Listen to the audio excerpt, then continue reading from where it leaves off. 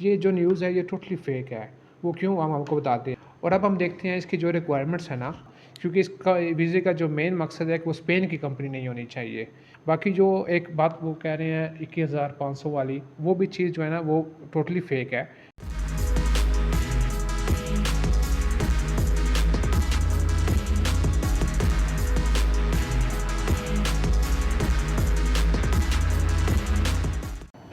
आजकल social media पर धूम मची हुई है कि 21,500 रुपया दें और स्पेन का वीज़ा लें।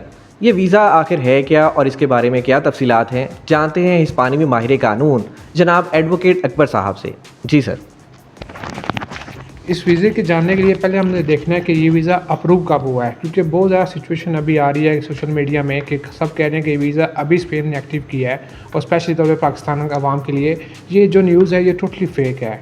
वो क्यों हम आपको बताते हैं। ये वीज़ा अप्रूव होता है कोविड के बाद में, जब स्पेन की गवर्नमेंट चाहती है कि इधर लोकल बंदे हमारी पॉपुलेशन बढ़े, स्पेन में आबादी आए, इनकम आए स्पेन में, क्योंकि ये डिजिटल नॉर्मल का मेन मकसद ये है कि आप इधर आके स्पेन में रहें और इधर आके आप अपने एक्सपेंसेस दें, अपने इधर पैसे खर्चें। सिचुएशन इसका मेन मकसद यही है गवर्नमेंट का, ठीक है। और अब हम देखते हैं इसकी जो रिक्वायरमेंट्स है ना, वो रिक्वायरमेंट्स में आती है कि आपके पहले से बहुत इंपॉर्टेंट रिक्वायरमेंट इसकी ये है कि आपका एक वर्क कॉन्ट्रैक्ट होना चाहिए मिनिमम 1 साल का। डिफरेंट कंपनी के साथ सेम कंपनी हो सकती है, डिफरेंट के साथ आप फ्रीलांसर हो सकते हैं, सेल्फ एम्प्लॉयड हो सकते हैं, या आप जो है ना एज एम्प्लॉय कर सकते हैं कंपनी के साथ।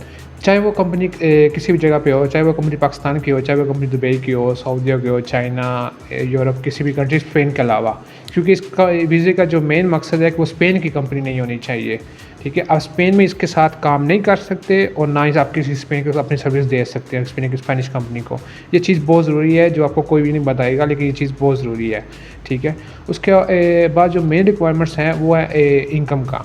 आपका जो इनकम होना चाहिए वो 2600 यूरो होना चाहिए महीने का मिनिमम, जो पाकिस्तानी कन्वर्जन बताएं तो 8 लाख से ऊपर होना चाहिए आपका पाकिस्तानी जो मिनिमम मंथली इनकम होती है, ठीक है। वो बस होती है एक बंदे के लिए। अगर आपके साथ फैमिली आ रही है तो उसकी जो रिक्वायरमेंट्स होगी वो मज़ीद अमाउंट की होगी, ठीक है। वो आपने वो तफसील से देखना है कि बाकी जो एक बात वो कह रहे हैं 21,500 वाली, वो भी चीज़ जो है ना वो टोटली फेक है, क्योंकि जो वीज़ा फ़ीस है ना जो आप एम्बेसी में सबमिट करते हैं वीज़ा ट्रॉनिक के हवाले में, वो भी उस अमाउंट से ज़्यादा होती है, क्योंकि कन्वर्जन देखें तो 80 यूरोज़ होते हैं, 80+ यूरो जो फ़ीस है उनकी, वो भी उसका अमाउंट जो है ना ज़्यादा बनता है।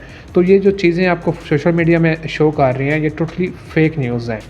फेक न्यूज़ क्यों करते हैं कि वो एक मार्केटिंग स्ट्रेटजी होती है, ठीक है, ताकि आपको ना बंदे को काबू में करें, कब्ज़े में करें, कि आपकी जो हमारे पास आएँ, हम आपकी फ़ाइल सबमिट करते हैं, पैसे ले लेते हैं, लेकिन बाद में कहते हैं कि वीज़ा अप्रूव नहीं हुआ है, कोई भी रीज़न लगा देते हैं और आपके पैसे ज़ाया हो जाते हैं। तो इन चीज़ों से ज़रा बच के रहें। जो लीगली तौर पे है इसकी जो मेन रिक्वायरमेंट्स है आपने देखना है कि आपका 1 साल का कॉन्ट्रैक्ट होना चाहिए, मिनिमम वेज आपकी 2600 यूरो महीने की होनी चाहिए इनकम। उसके बाद जो है ना आपका जो बैंक स्टेटमेंट है ना वो, क्योंकि वो भी इस चीज़ में इसके हवाले भी बहुत ज़्यादा बंदे कह रहे हैं कि हम बैंक स्टेटमेंट बना लेते हैं, लेकिन जो फिर सिचुएशन आती है कि आप बैंक स्टेटमेंट अभी बना लेंगे, लेकिन जो एम्बेसी है वो आपको पूरे साल की रिक्वायरमेंट करेगी, पे स्लिप्स के साथ में, कॉन्ट्रैक्ट के साथ में, जो आपकी इनकम आ रही है बैंक स्टेटमेंट के हिसाब से, वो सारी चीज़ें देखेंगी, तभी जाके आपका ये वीज़ा अप्रूव हो सकता है। तो ये चीज़ें जो है ना हम यही कह सकते हैं कि थोड़ा सा ना सोशल मीडिया से बच के रहें, कि हर चीज़ जो दिखाते हैं वो सच नहीं होती। तो बाकी मज़ीद इन्फॉर्मेशन के लिए हमेशा एक लीगल एडवाइज़र के साथ जाएं। और बहुत ज़्यादा लोग हैं वो कहते हैं कि हम लीगल एडवाइज़र हैं, लेकिन वो नहीं। आप थोड़ी इन्वेस्टिगेशन खुद से भी करें कि जिसके पास आप जा रहे हैं उसके पास नॉलेज है या कोई सर्टिफिकेशन है उसके पास आपको क्लैरिफिकेशन करने के लिए आपके केस में या नहीं।